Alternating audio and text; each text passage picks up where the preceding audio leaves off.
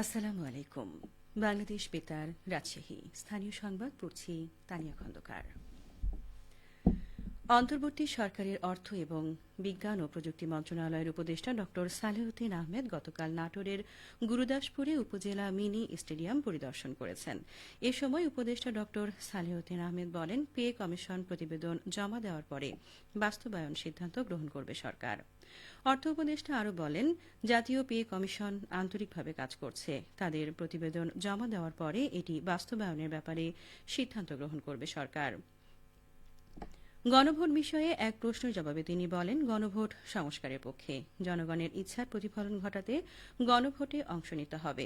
সরকার সংস্কার কার্যক্রম অনেকটা এগিয়ে দিয়েছে। পরবর্তী সরকারের সংস্কার কার্যক্রমকে সাপোর্ট দিতেই এই গণভোট। বিজ্ঞান ও প্রযুক্তি মন্ত্রণালয়ের দায়িত্বে নিয়োজিত অর্থ উপদেষ্টা এর আগে রূপপুর পারমাণবিক বিদ্যুৎ কেন্দ্র নির্মাণ প্রকল্প কাজের অগ্রগতি সরজমিনে পর্যবেক্ষণ করেন ও সংশ্লিষ্ট কর্মকর্তাদের সঙ্গে মতবিনিময় করেন।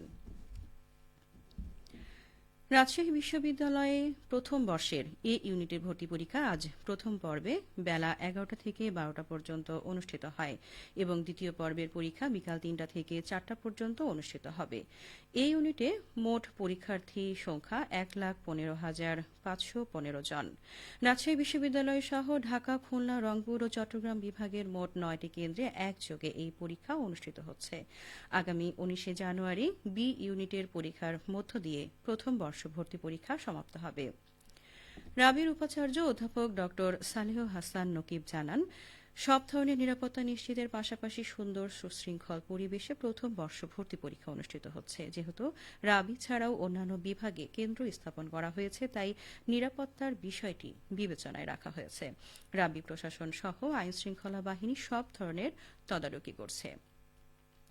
তিনি আরও জানান, পরীক্ষার্থীদের প্রবেশপত্র থেকে শুরু করে পরীক্ষার সময় ও কেন্দ্র সহ বিস্তারিত অনলাইনে এবং এসএমএস এর মাধ্যমে প্রেরণ করা হয়েছে। এদিকে গতকাল সি ইউনিটের পরীক্ষা অনুষ্ঠিত হয়। পরীক্ষায় প্রায় ৯০% পরীক্ষার্থী উপস্থিত থাকলেও পরীক্ষায় স্মার্টফোন ব্যবহার ও অসৎ উপায় অবলম্বনের অভিযোগে ৪ জনকে আটক করা হয়।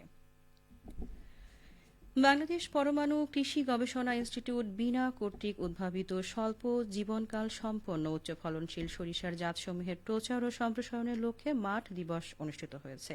আজ পাবনা সদর উপজেলার দাপুনিয়া ইউনিয়নের ৫বাড়িয়া গ্রামে বিনা উপকেন্দ্র ঈশ্বরদীতে মাঠ দিবসের আয়োজন করা হয়। বিনা উপকেন্দ্র ঈশ্বরদীর প্রধান বৈজ্ঞানিক কর্মকর্তা ও ভারপ্রাপ্ত কর্মকর্তা ড মোহাম্মদ ফেরদৌস ইকবালের সভাপতিত্বে অনুষ্ঠানে প্রধান অতিথি ছিলেন কৃষি সম্প্রসারণ অধিদপ্তর পাবনার উপপরিচালক কৃষিবিদ মোহাম্মদ জাহাঙ্গীর আলম প্রামাণিক। অনুষ্ঠানে বক্তারা ভোজ্য তেলের আমদানি নির্ভরতা হ্রাস করে বিপুল পরিমাণ বৈদেশিক মুদ্রা সাশ্রয়ের উপর গুরুত্বারোপ করেন। দেশের তেল জাতীয় ফসলের উৎপাদন বৃদ্ধিতে বিনা উদ্ভাবিত আধুনিক জাতগুলো বিশেষ ভূমিকা রাখবে উল্লেখ করে তারা স্থানীয় কৃষকদের অধিক পরিমাণে বিনা সরিষার জাতসমূহ চাষাবাদে উদ্বুদ্ধ করেন।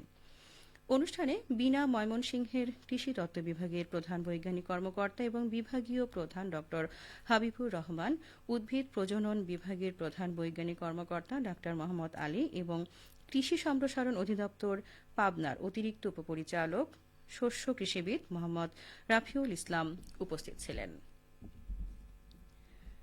গমের বীজ উৎপাদনে প্রথমবারের মতো নাটোর জেলার ৩৫০ জন কৃষককে গমের বীজ, সার ও সহায়ক উপকরণ প্রদান করেছে সরকার। কৃষি প্রণোদনা কর্মসূচির আওতায় প্রদত্ত উপকরণের আর্থিক মূল্য ৪৬,৬৮,০০০ টাকা।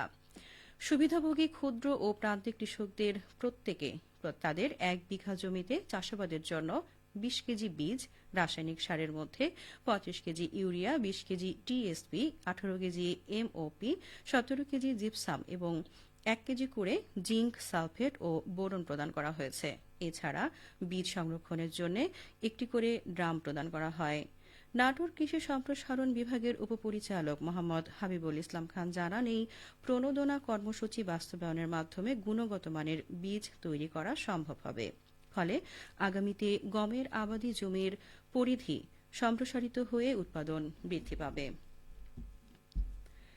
খেলার খবর। মিডিয়া কাপ খেলা।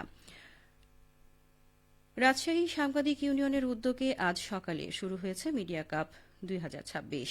রাজশাহী মুক্তিযুদ্ধ স্মৃতি স্টেডিয়ামে অনুষ্ঠিতব্য এই ক্রীড়া আসরের উদ্বোধনী অনুষ্ঠানে প্রধান অতিথি ছিলেন রাজশাহী জেলা প্রশাসক আফিয়া আক্তার। 2 দিনব্যাপী এই টুর্নামেন্টে রাজশাহীর কর্মরত সাংবাদিকদের নিয়ে গঠিত মোট 8টি দল অংশগ্রহণ করছে।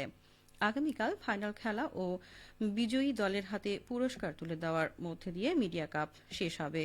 রাজশাহী সাংবাদিকদের মধ্যে সৌহার্দ্য, ঐক্য ও ক্রীড়ার চর্চা বাড়াতে এই টুর্নামেন্ট গুরুত্বপূর্ণ ভূমিকা রাখবে বলে আশা প্রকাশ করছেন সংশ্লিষ্টরা। সবশেষে আবহাওয়া। আজ দুপুর 2টায় রাজশাহীতে তাপমাত্রা ছিল 25.5 ডিগ্রি সেলসিয়াস। এ সময় বাতাসে আপেক্ষিক আর্দ্রতার পরিমাণ ছিল 44%। রাজশাহী ও পার্শ্ববর্তী এলাকায় আজ সূর্যাস্ত সন্ধে 5টা 39 মিনিটে। সংবাদ শেষ হলো। আমাদের পরবর্তী সংবাদ বিকেল 4টা 5 মিনিটে।